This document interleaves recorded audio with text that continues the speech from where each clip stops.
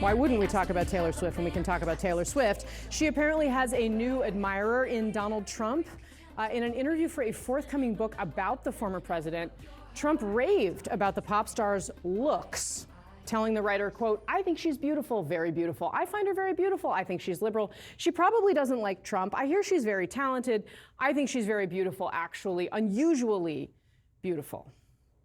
Trump, however, clearly seemed unable to forget his bad blood with Swift over her 2020 endorsement of Joe Biden and throwing into question her political beliefs. Is she as liberal or is it just an act? He asked during the interview. She's legitimately liberal. It's not an act. It surprises me that a country star can be successful being liberal. Okay. Megan? I mean, I think it's creepy the way he continues to talk about how pretty women are that are significantly younger in age, very, very much younger. But that being said, I think that he doesn't want to upset the Swifties. I think we all know what happens when we awake a giant of the Swifties. But I think it's very bizarre. I mean, look, part of why we're talking about her, and Matt, I mean, disagree with me if you want to, but she is actually probably the one celebrity I think that actually has the power to move a significant number of votes. Probably right. Yeah, I think it's a matter of now whether she would ever want to get involved. I think in 2020, 2016, where I think we talked about this a couple weeks ago, different time for celebrities to inject themselves into politics, become political actors. Very different now. And I'll tell you, Donald Trump, Taylor Swift, it's like the page clicks, like big bang, like two massive forces coming together for this explosion of page clicks and views. I'm all for it. I'm all for it. But yeah.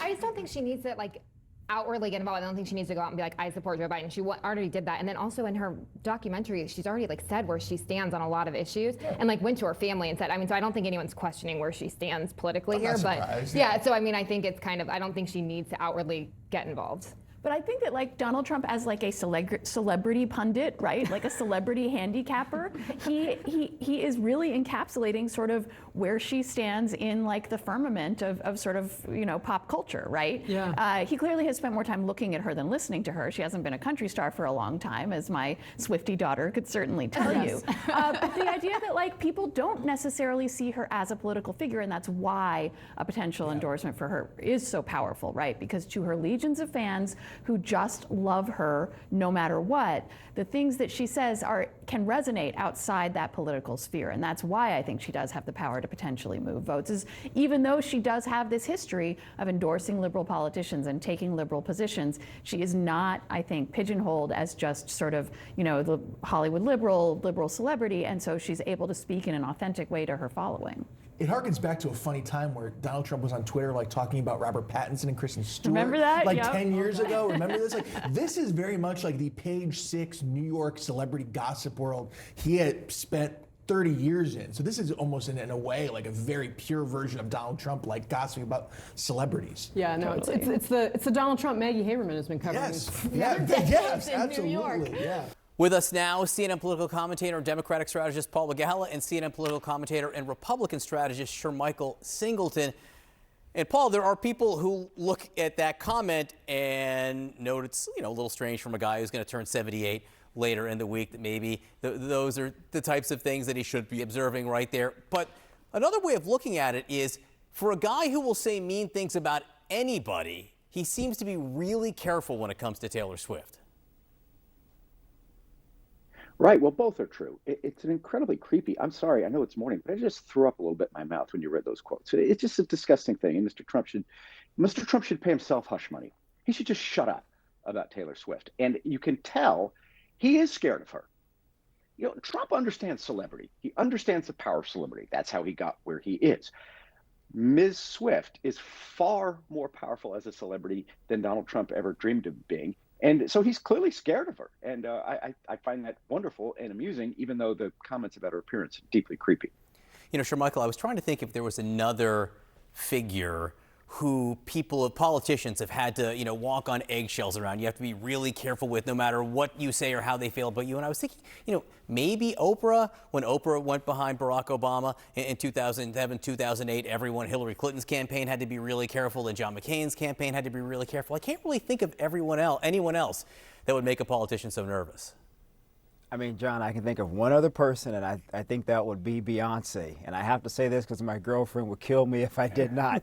She's one other person that I think a lot of politicians have to be very, very careful with. But look, I think a lot of these celebrities and younger voters, attractiveness to them, not only because of their music, but their lifestyles and also the way they live vicariously by the politics that they adopt is certainly a pervasive thing. And if you're a politician right now trying to win the election, which we know will be very close, and you want to galvanize young people, you certainly don't want to anger them by attacking some of the individuals they look up to. And I think this is the case with Taylor Swift, who is an incredible songwriter. And so here's someone who galvanizes not only young liberals, John, but she also galvanizes young conservatives, being a former country star who's now into pop music. So there's an interesting dichotomy here that I think the former president is trying to thread the needle on.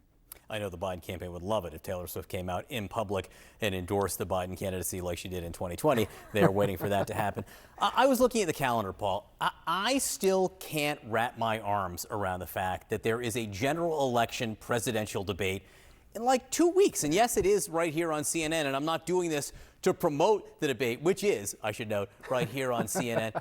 But it just shatters everything I know about presidential campaigns. And it strikes, I covered George Bush in 2000, and he disappeared for days before the first debate for debate prep. And we learned later that he'd been preparing like a ton for months before. Shouldn't these candidates be deep into debate prep for what could be the most important presidential debate any of us have ever seen? Oh, yeah. Debates do tend to freeze the campaign. And, our president has to go to Europe for a G7 meeting. And if I were a campaign strategist for him, I would be tearing the last 3 hairs out of my head. But you can use that time on Air Force One. So let's watch the manifest on Air Force One. If my old pal Ron Klain, the president's former chief of staff, is on that trip, that means they're doing debate prep on the plane. No one, I've done this all my adult life, no one is better at debate prep than the president's former chief of staff, Ron Klain. But they do need to do this. And by the way, so does Mr. Trump. And I know he doesn't like it. I shouldn't say this because debates are about expectations. Joe Biden is going to clock Donald Trump in that debate. Incumbent presidents rarely win the first debate because they're used to having their rings kissed, shall we say. But Mr. Trump has talent. He does. And he's great at these rallies. But he's never won a national presidential general election debate. He had 2-3 against Hillary, he had 2 against Biden. In the polling, in a 1 or 2 point race, he consistently loses those debates by 9 to 12 points. So earnest, free advice to Mr. Trump. You need to hunker down and prepare for this, Mr. Trump. And I promise you, Joe Biden is. You just like broke the major one rule of pre-debate expectations, Paul, right there. You're going to get a call. I know, I spoke the truth, Berman. I try never to do that with you, but once in a while.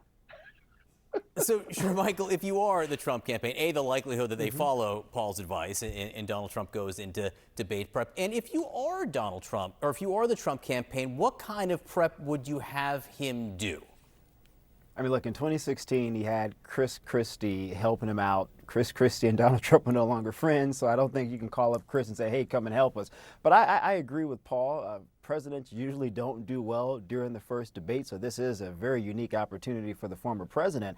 And I think Donald Trump is really effective, John, at being able to communicate very simply, in a simple way rather, on issues that people really care about. And so if you can figure out a way to drive and hone in that skill in a more focused way on actual issues, I think the former president could potentially surprise people, but you have to be disciplined in order to do so. So I would spend a couple of days, maybe a week or so, practicing these things, maybe some of his best zingers, figuring out a way to be more surgical with them during that 1 hour debate. And let's see what happens. But this could be, and I'll say this quickly, John, I don't think Trump should debate president for a second time, because to Paul's point, presidents don't do well during the first debate, but they usually come back and knock it out of the park during the second debate. So if I'm Trump, I would try to hammer this in with a victory and say, you know what, that's it, I'm not interested in debate number 2. You know, Paul, very quickly, Michael said the issues. One of the issues is crime, usually is an issue every 4 years. And these new numbers out from the FBI, violent crime going down, murder rate dropping dramatically. It could be the biggest drop on record in 1 year. You know, can the Biden campaign talk about this in a way that it will connect with people? Absolutely. And I think it's all about Mr. Trump catering to the most extreme and Joe Biden being part of the mainstream. Arlette's report is right. Young people and people of color really support the Biden gun safety agenda. Guess what? So do older white people in the suburbs, where Trump is very weak. And it's a web issue. You always used to talk about wedge issues. This is a web issue. It stitches together the base, where Joe Biden, frankly, needs a lot of help, and these suburban college-educated swing voters, where Biden is surprisingly strong. Once a Republican stronghold, Biden is really strong with those suburban college-educated voters. So it's a great issue for Biden to be touting. And Mr. Trump, by the way, who can no longer even own a gun because he's a felon, he went to the NRA and he said, "I will be your loyal friend and fearless champion." So that's the way to posit Trump is as he can't own a gun himself, but he is going to be owned by the NRA. Paul McGallis, Michael Singleton, great to see both of you. Thanks so much.